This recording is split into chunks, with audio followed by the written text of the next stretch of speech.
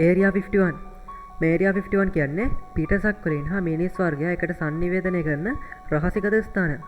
මේ තොරතුරු කිසිසේත්ම පිටට දීලා නැහැ. කොටින්ම කිව්වොත් මේක තුළ ඉන්න ප්‍රමුඛ සේවකයින් බාහිර ලෝකයෙන් මිදලා තම දරු පවුලුත් එක්කම මේ තුළ ජීවිතය ගත කරන්න ඕනේ. ඉතා හොඳ අධ්‍යාපනයක් ලැබුව දැනුමැති විද්‍යාඥයන් මේ තුළට සේවකයන් ඉදිරිය ගැනීම ඒ කාලෙදම්ම සිදු වුණා.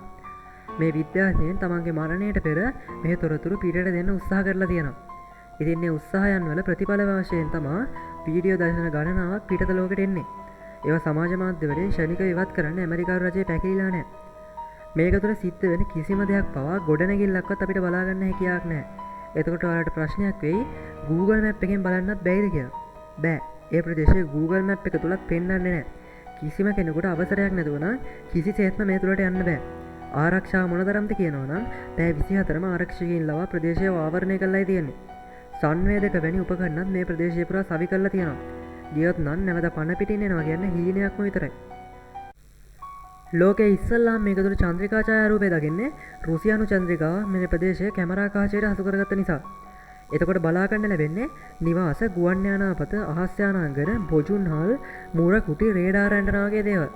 එහෙත් මෙහි සේවකයන් කියලා තියෙන්නේ පොළව අභ්‍යන්තරයේද විශාල උමම් පද්ධතිය හා භූගත ගොඩනැගිලි පවතින බව. හරි එහෙනම් ඔයගොල්ලෝ ඒරියා 51 ගැන යම් ආකාරයකින් දැනගත්තා.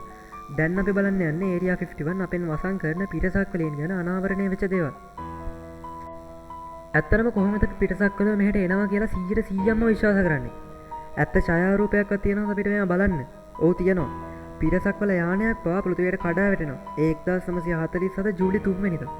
පිටසක්වල ජීවීන් 3 දෙනෙක් අතරින් මැරෙනවා. කවුරුන්ම බේරෙන්නේ නැහැ. දැන් මේ දකින්නේ තුවාලව පිටසක්වලේ.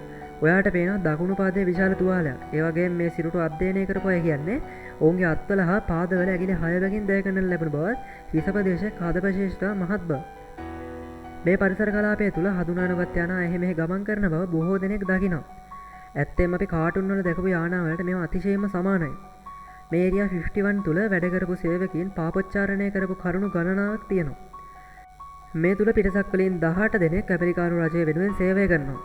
ඒ වගේම ඔවුන්ගේ තාක්ෂණය අපේ තාක්ෂණය යොදා ගැනීමෙන් කාලය හරහා ගමන් කිරීම වැනි දේවල් රැසක් පරීක්ෂණ මට්ටමින් පවත්වාගෙන යනවා. ඔවුන්ගේ ග්‍රහලෝකයේ සොයාගෙන තියෙන්නේ ක්වොන්ටම් ලියාඩ් සහ දුනන ග්‍රහලෝකයක්. මෝඩ පෘථිවියේ සිට පැයක තරම් කුඩා වෙලාවකින් ඔවුන්ගේ ග්‍රහලෝකයට ගමන් කරන්න පුළුවන්. ග්‍රහලෝකයේ පවතින දුර නම් නිසියාකාරව හොයාගන්න හැකි වෙලා නැහැ. මේ පිටසක්වලෙන්ගෙන් ඇතමේ ඒරියා 51 වලදීම මිය ගිහිල්ලා තියෙනවා. සාමාන්‍ය මෙම ජීවියෙක් පෘථිවියේ අවුරුදු 250 300ක් අතර කාලයක් ජීවත් වෙලා තියෙනවා.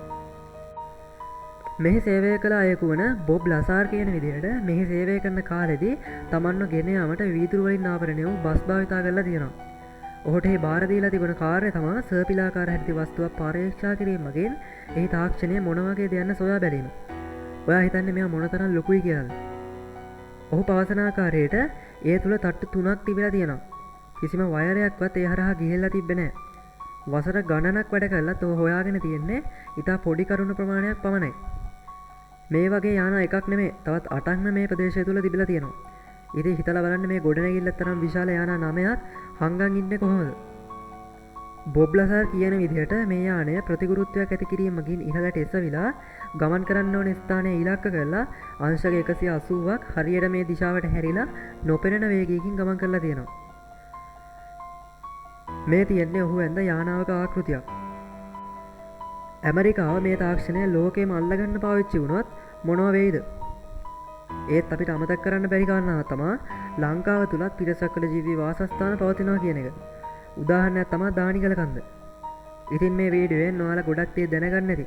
ඒ වගේම ලංකාවේ මිනිස්සුන්ව දැනුමෙන් පෝෂණය කරන්න ඔයාටත් පුළුවන් මේ වගේ වීඩියෝ වල ලයික් එකක් දාලා subscribe කරොත්. එහෙනම් මේ වීඩියෝ එක හොඳයි කියලා හිතනවා නම් වීඩියෝ එක ලයික් එකක් දාලා channel එක subscribe කරන්නත් අමතක කරන්න එපා.